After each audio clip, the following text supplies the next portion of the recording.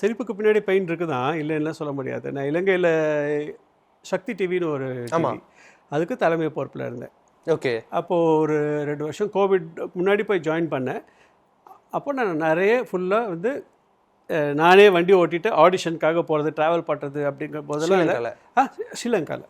அங்கே ஒரு show Sun டிவிக்கு அப்புறம் போனீங்களா அங்கே? ஆமாம், சன் டிவிலேருந்து 2019 அப்புறம் அங்கே ஜாயின் பண்ணேன் நான். உங்களுக்கு எதுக்கு சார் ஆடிஷன்? ஆடிஷன் இல்லை. ஓகே. ஓ, அதுக்கு அது மாதிரி நீங்க தேடிட்டு போறீங்க. ஒரு ஷோ ஒன்று இருந்தது. ஓகே. சூப்பர் ஸ்டார்ஸ்னு ஒரு ஷோ, சிங்கிங் ஷோ, சக்தி சூப்பர் ஸ்டார்ஸ்னு ஒரு ஷோ. அது சிங்கிங் டேலண்ட்ஸை ஐடென்டிஃபை பண்ணுறது. அப்போவே நான் என்ன பண்ணியிருந்தேன் அப்படின்னா, ஐபிஎல் மாதிரி பண்ணலாம், யாழ்ப்பாணம் வர்சஸ் கொழும்பு வர்சஸ் மலையகம் வர்சஸ் திருகோணமலை ட்ரிங்கோ அப்படிங்கிற மாதிரி ஒரு 4 டீமை ஃபார்ம் பண்ணி 4 டீமுக்கும் மென்டர்ஸ் வந்து இந்தியாவிலேருந்து அவங்கள கூப்பிட்டு, அதுக்கப்புறம் சூப்பர் ஜட்ஜ் அப்படிங்கிறவங்க வந்து ரெஹானா மேம் அவங்கள வச்சு பிளான் பண்ணி இதெல்லாமே ஆரம்பித்து எல்லாமே பண்ணோம்.